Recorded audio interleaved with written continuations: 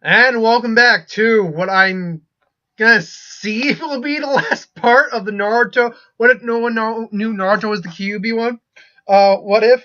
So last we left off, the Hokage summit had happened. They had agreed that they had agreed that the Raikage would be the leader, like originally in the series, because excuse me, no member of the Akatsuki had ever come out of the Hidden Cloud Village, and therefore it felt more trustworthy because of that.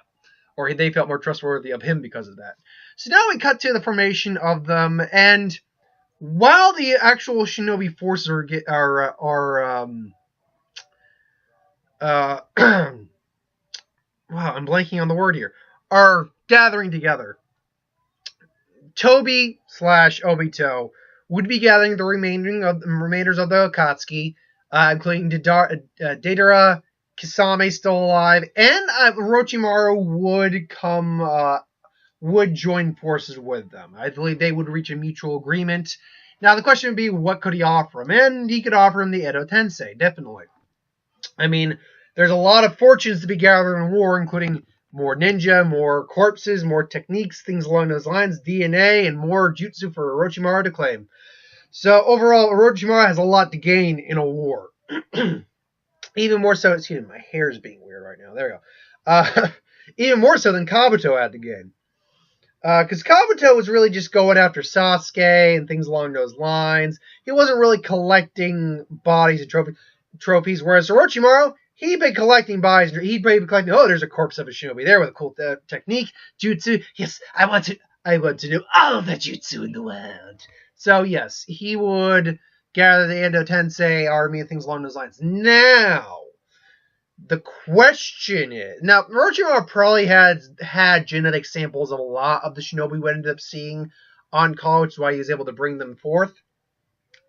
The question is, did Orochimaru have the genetic sample of Madara? Or did Kabuto have the genetic sample of Madara? Did Orochimaru have it and that's why Kabuto had it? Or did Kabuto find it after Orochimaru?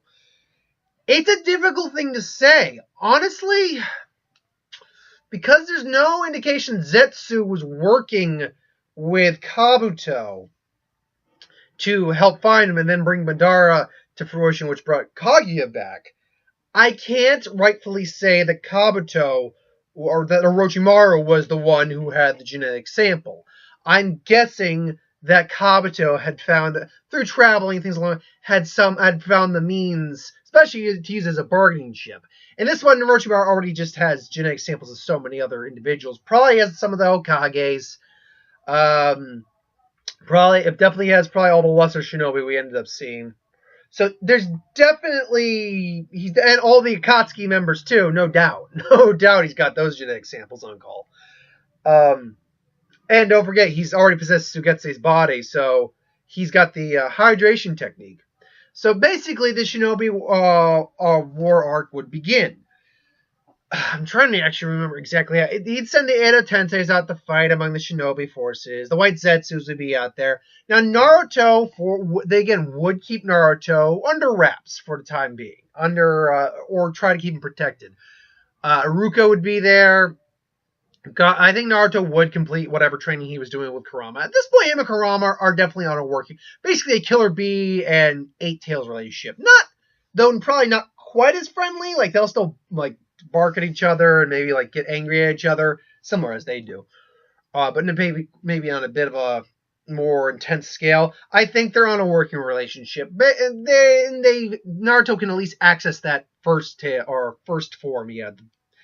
Glowing chakra fire form, whatever that was. It wasn't his true Nine Tails form, like it wasn't Tail Beast mode, but it was that form.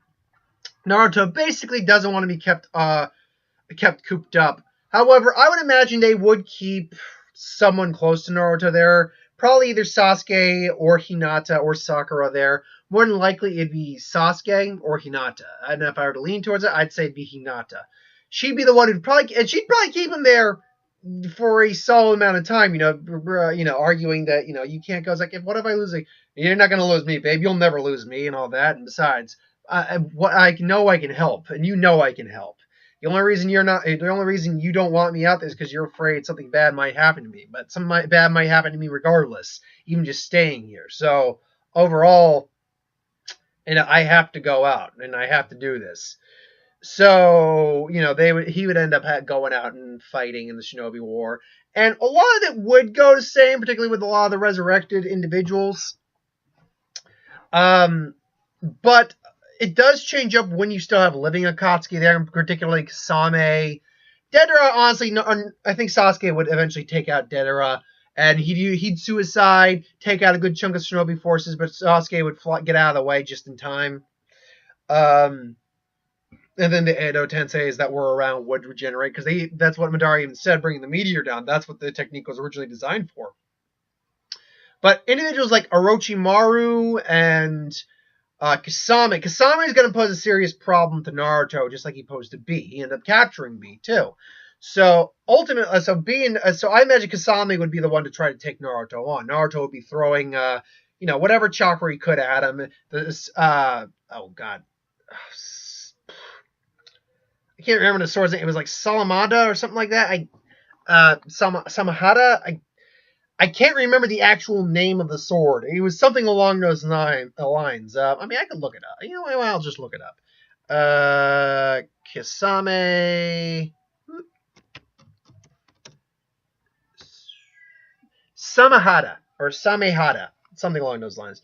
So the difference is Naruto does possess more chakra, just having the Nine Tails in him, than B did. He also possesses different techniques than B did, particularly a shadow clone, which can be used for diversionary attacks. Now, Kasame does have enough experience to recognize a shadow clone. What he does not have is the forethought to think that if he's attacking Naruto, someone else is going to come after him. And that's exactly what ends up happening. Sasuke comes to the rescue and burns him with Amaterasu. Now, why does Sasuke have access to Amaterasu? Well, you'll notice how I haven't brought up Itachi yet in this. You notice I didn't start with that. And that's partly because I forgot to start with it, but also because there's a reason. We cut previously to after the invasion of Pain. Despite the fact that Tsunade has given Itachi some extra time, Itachi knows that even Tsunade can't cure him, and that he's only got a limited time on his belt, and he wants to make the best of it. So he asks Sasuke to take his eyes. Now, Sasuke, he even says, you don't have a Mangekyo of your own at this time.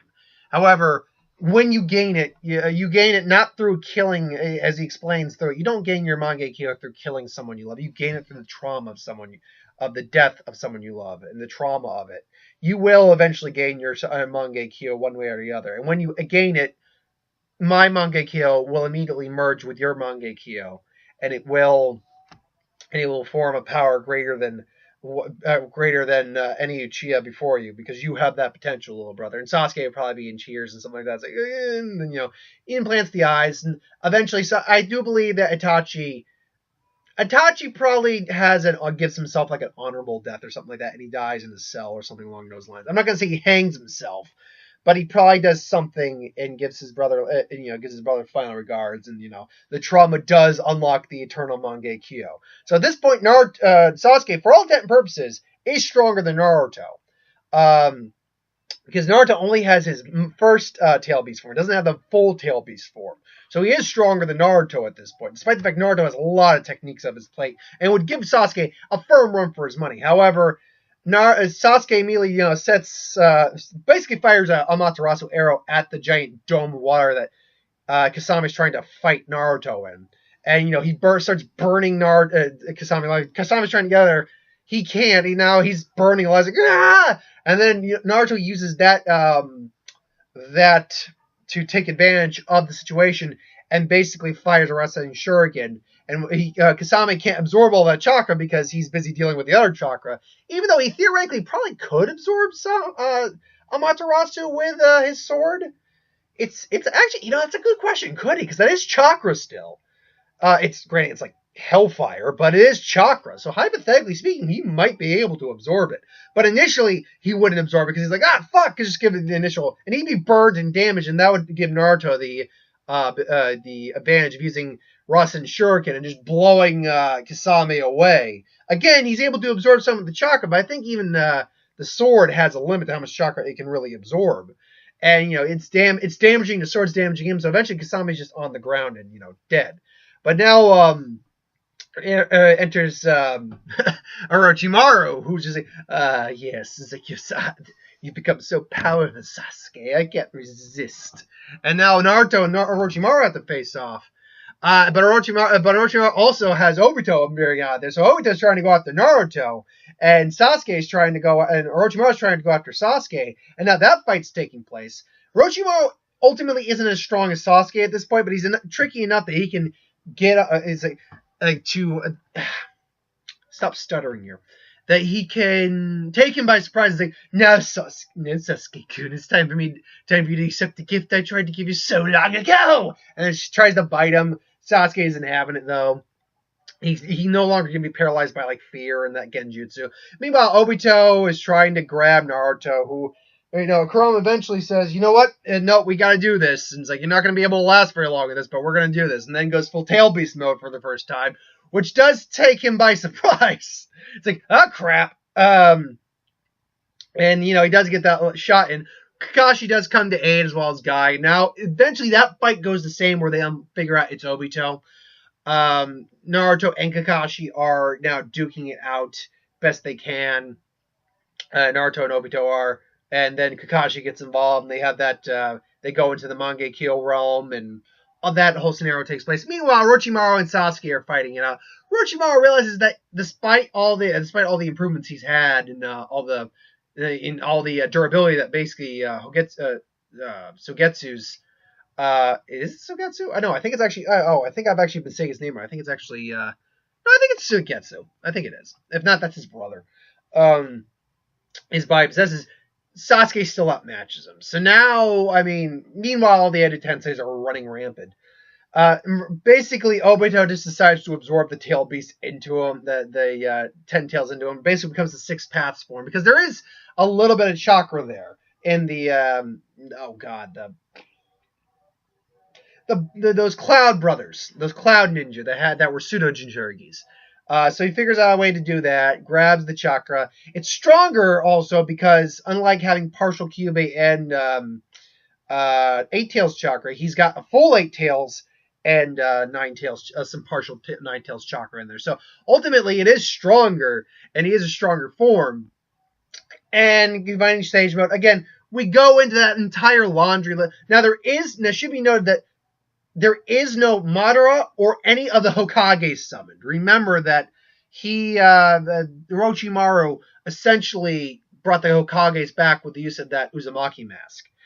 There is none of that this time. So they don't have the ceiling prowess to, Minato, second Hokage, first Hokage. So they don't have that. However, they also don't. Here's the thing, because he's so partial of a Jinchiuriki at this point, not full or partial 6th stage form, but not full 6th stage, I don't know if Zetsu would be considered using him to bring Kaguya back. Ultimately, Naruto and Sasuke together would use a combination of Sage Chakra and Sasuke's, Susanoo and stuff like that to blast over what they essentially did in the manga. Meanwhile, Orochimaru is kind of, just down for the count a little bit. He's not dead, but he's down. He got his ass kicked a bit by Sasuke. And let's hypothetically say that Kaguya is being awakened at this point. Let's say that Zetsu does manage to use Obito for this, and they both get thrown onto the ground. They get saved thanks to Sasuke's Susanoo, but it's really it's Team 7 at this point that gets captured, or they get saved. And Kakashi still has his Sharingan, though. That's the thing about that. Is Kakashi does still have his Sharingan. So, ultimately, Obito is basically possessed. But he's realizing, it's that whole realizing the mistake thing. It's possessed. And basically, as his spirit basically gets pushed out for Kaguya's spirit, he gives Kakashi his eye. So he's got a full eye. Meanwhile, Naruto and Sasuke are kind of recovering, and they have that existential moment with the Sage's 6 paths, and they unlock their abilities, and it's completely that fight that goes down in the manga, and ultimately that they do defeat Kaguya, to defeat Black Zetsu. Only difference is they don't fight. There's no need to fight in this. There's not. There's just like, okay, we saved the world. Let's wrap this up, folks. So yeah.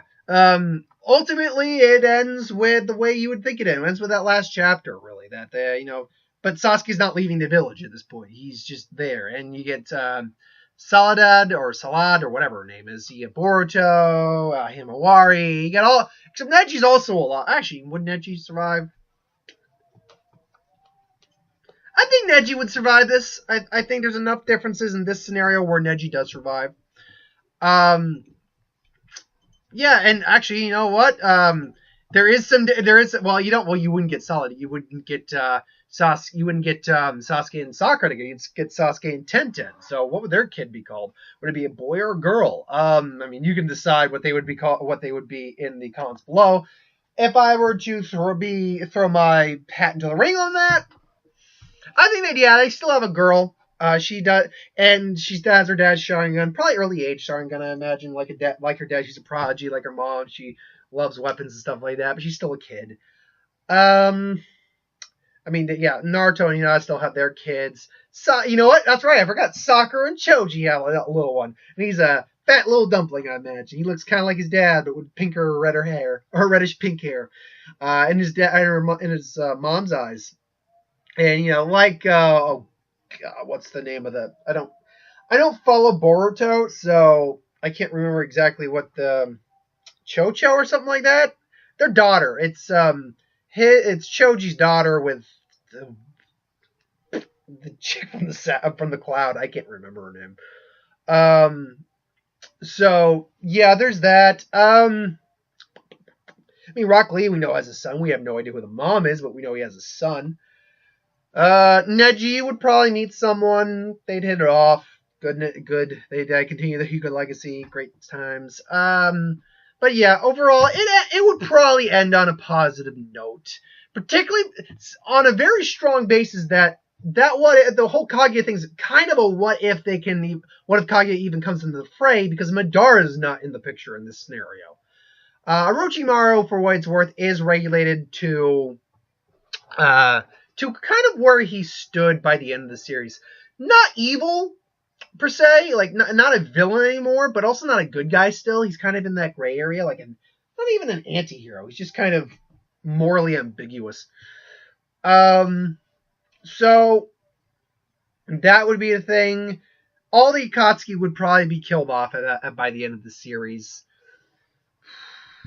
And yeah, Naruto would end up being Hokage, honestly. Not after the war, but I mean, Kakashi would probably fill that role in. Naruto would then follow after Kakashi. So he's got two dads who become Hokage. Good for him.